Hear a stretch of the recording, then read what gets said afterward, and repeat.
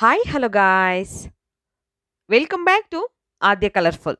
ನಾನು ಸುಮಾ. ಫ್ರೆಂಡ್ಸ್, ಇವತ್ತಿನ ವಿಡಿಯೋದಲ್ಲಿ ಒಂದು ಇನ್ಸ್ಟೆಂಟ್ ಬ್ರೇಕ್ಫಾಸ್ಟ್ ರೆಸಿಪಿನ ನಿಮ್ಮ ಜೊತೆ ಶೇರ್ ಮಾಡ್ತಾ ಇದ್ದೀನಿ.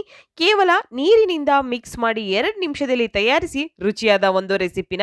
ಇದಕ್ಕೆ ನಾವು ಸೋಡಾ, ಮೊಸರು, ಈನೋ ಏನು ಉಪಯೋಗಿಸ್ತಲೇ ಮಾಡ್ತಿರೋ ಅಂಥ ಒಂದು ಇನ್ಸ್ಟೆಂಟ್ ಆಗಿರೋ ಅಂತಹ rice flour breakfast recipe.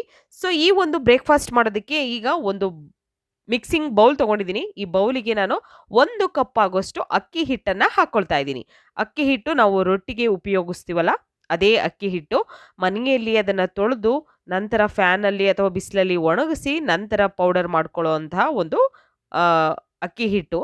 So ಇದು ನಿಮಗೆ ಅಂಗಡಿಗಳಲ್ಲೂ ಸಿಗುತ್ತೆ, ತಂದು ಕೂಡ ನೀವು ಮಾಡ್ಕೋಬೋದು ಅಥವಾ ಮನೆಯಲ್ಲಿ ಕೂಡ ತಯಾರಿಸ್ಕೋಬೋದು. ನಂತರ ಇದಕ್ಕೆ ಒಂದು ಟೊಮ್ಯಾಟೊ, ಮೀಡಿಯಮ್ ಸೈಜಲ್ಲಿರುವಂಥ ಒಂದು ಟೊಮ್ಯಾಟೊ, ನಂತರ ಒಂದು ಈರುಳ್ಳಿನ ಸಣ್ಣದಾಗಿ ಕಟ್ ಮಾಡಿ ನಾನು ಹಾಕ್ಕೊಂಡಿದ್ದೀನಿ.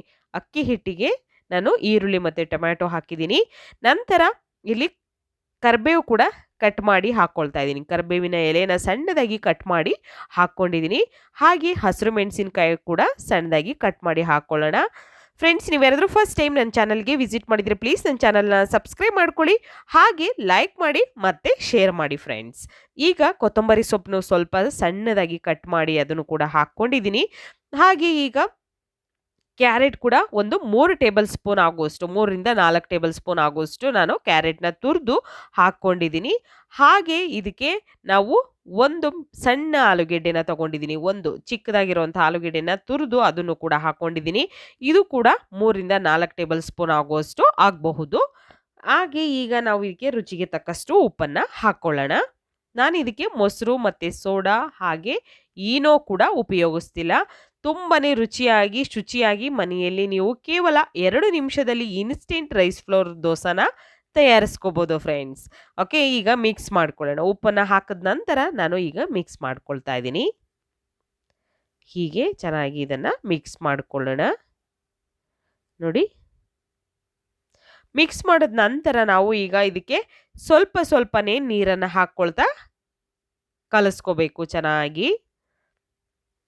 ನಾನು ನೋಡಿ ಈಗ ಸ್ವಲ್ಪ ನೀರನ್ನು ಹಾಕ್ಕೊಳ್ತೀನಿ. ಹೀಗೆ ಇದನ್ನು ಮಿಕ್ಸ್ ಮಾಡ್ಕೊಳ್ಳೋಣ. ಸ್ವಲ್ಪ ಹಾಕ್ಕೊಳ್ಳೋಣ ನೀರು. ಒಂದೇ ಸಲ ಜಾಸ್ತಿ ನೀರನ್ನು ಹಾಕಬೇಡಿ, ಯಾಕೆಂದರೆ ಇದು ಜಾಸ್ತಿ ತೆಳ್ಳಗೆ ಮಾಡ್ಕೊಳ್ಳುವಂತಹ ಒಂದು ಬ್ರೇಕ್ಫಾಸ್ಟ್ ಅಲ್ಲ. ಸ್ವಲ್ಪನೇ ಹಾಕ್ಕೊಳ್ಬೇಕು, ತೆಳ್ಳಗಾಗಬಾರ್ದು. ನಾವು ಅಕ್ಕಿ ಹಿಟ್ಟಿನ ದೋಸೆ ಮಾಡೋದಕ್ಕೆ ಜಾಸ್ತಿ ತೆಳ್ಳಗೆ ಮಾಡ್ಕೊಂಡಿರ್ತೀವಿ. ಸೊ ಆ ಥರ ದೋಸೆ ಅಲ್ಲ ಇದು. ಸೊ ಖಂಡಿತ ಒಂದು ಡಿಫ್ರೆಂಟ್ ಟೇಸ್ಟ್ ಕೂಡ ಕೊಡುತ್ತೆ ನಿಮಗೆ, ತುಂಬಾ ಚೆನ್ನಾಗಿರುತ್ತೆ ಫ್ರೆಂಡ್ಸ್. ಒಂದ್ಸಲ ಕೇವಲ ನೀರಿನಿಂದ ಮಿಕ್ಸ್ ಮಾಡಿ 2 ನಿಮಿಷದಲ್ಲಿ ತಯಾರಿಸಿ ದೋಸೆನ.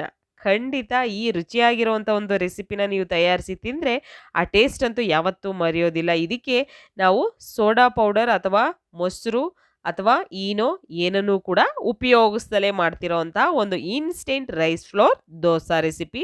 ಸೊ ಈಗ ಮಿಕ್ಸ್ ಮಾಡಿದ್ದೀನಿ. ನಂತರ ಈಗ ಶುಂಠಿ ಬೆಳ್ಳುಳ್ಳಿ ಪೇಸ್ಟನ್ನು ಕೂಡ ಹಾಕ್ಕೊಳ್ತಾ ಇದ್ದೀನಿ. ನೀವು ಬೇಕಿದ್ರೆ ತುರಿದು ಶುಂಠಿ ಬೆಳ್ಳುಳ್ಳಿನ ತುರಿದು ಕೂಡ ಹಾಕ್ಕೊಳ್ಬೋದು ಬೇಕು ಅಂದರೆ, ಇಲ್ಲ ಅಂದರೆ ಪೇಸ್ಟ್ ಇದ್ದರೆ ಖಂಡಿತ ಪೇಸ್ಟನ್ನು ಕೂಡ ಹಾಕ್ಕೊಳ್ಬೋದು. ಈಗ ಮಿಕ್ಸ್ ಮಾಡ್ಕೊಳ್ಳೋಣ. ಚೆನ್ನಾಗಿ ಮಿಕ್ಸ್ ಮಾಡಿದ ನಂತರ ಈಗ ನಾನು ನೋಡಿ ಮಿಕ್ಸ್ ಆಗಿದೆ. ಇಷ್ಟೇ ಗಟ್ಟಿ ಇರಲಿ, ಜಾಸ್ತಿ ತೆಳ್ಳಗೆ ಬೇಡ, ಇಷ್ಟು ಗಟ್ಟಿ ಇದ್ದರೆ ಸಾಕಾಗುತ್ತೆ. ಈಗ ನಾನು ಕಾವಲಿ ಇಟ್ಟಿದ್ದೀನಿ, ಸ್ವಲ್ಪ ಮೀಡಿಯಮ್ ಆಗಿ ಕಾದಿರಲಿ. ನಂತರ ಸ್ವಲ್ಪ ಎಣ್ಣೆನ ಹಾಕಿ ನಾನು ಇವಾಗ ಅದ್ರ ಮೇಲೆ ಈ ಥರ ಒಂದು ಬ್ರೇಕ್ಫಾಸ್ಟನ್ನು ತಯಾರಿಸ್ಕೊಳ್ತಿದ್ದೀನಿ. ದೋಸೆನ ಹಾಕ್ಕೊಳ್ತಾ ಇದ್ದೀನಿ. ನೋಡಿ, ಹೀಗೆ ಹಾಕಿ ನೀವು ಒಂದು ಪ್ಲೇಟನ್ನು ಇದ್ರ ಮೇಲೆ ಮುಚ್ಚಿ ಒಂದು 2ರಿಂದ 3 ನಿಮಿಷದವರೆಗೂ ಬೇಯಿಸ್ಕೊಳ್ಳಿ. ಸ್ಟವ್ನ ಲೋ ಫ್ಲೇಮಲ್ಲಿ ಇಟ್ಕೊಂಡು ಹೈ ಫ್ಲೇಮಲ್ಲಿ ಬೇಯಿಸ್ತೀವಿ ಅಂದರೆ 1 ನಿಮಿಷ ಸಾಕಾಗುತ್ತೆ. ಸೊ ಈಗ ಒಂದು ತಟ್ಟೆನ ಮುಚ್ಚಿದ್ದೀನಿ. ನೋಡಿ, ಈ ಥರ ಮುಚ್ಚಿ ನಾವು ಬೇಯಿಸ್ಕೊಳ್ಳೋಣ. ನಂತರ ಈಗ ಮೇಲ್ಗಡೆ ಸ್ವಲ್ಪ ಆಯಿಲ್ನ ಹಾಕ್ಕೊಳ್ತಾ ಇದ್ದೀನಿ. ಬೇಕು ಅಂದರೆ ಉಪಯೋಗಿಸಿ, ಇಲ್ಲ ಅಂದರೆ ತುಪ್ಪ ಅಥವಾ ಬೆಣ್ಣೆ ಯಾವುದನ್ನು ಬೇಕಿದ್ರೂ ನೀವು ಉಪಯೋಗಿಸ್ಬೋದು.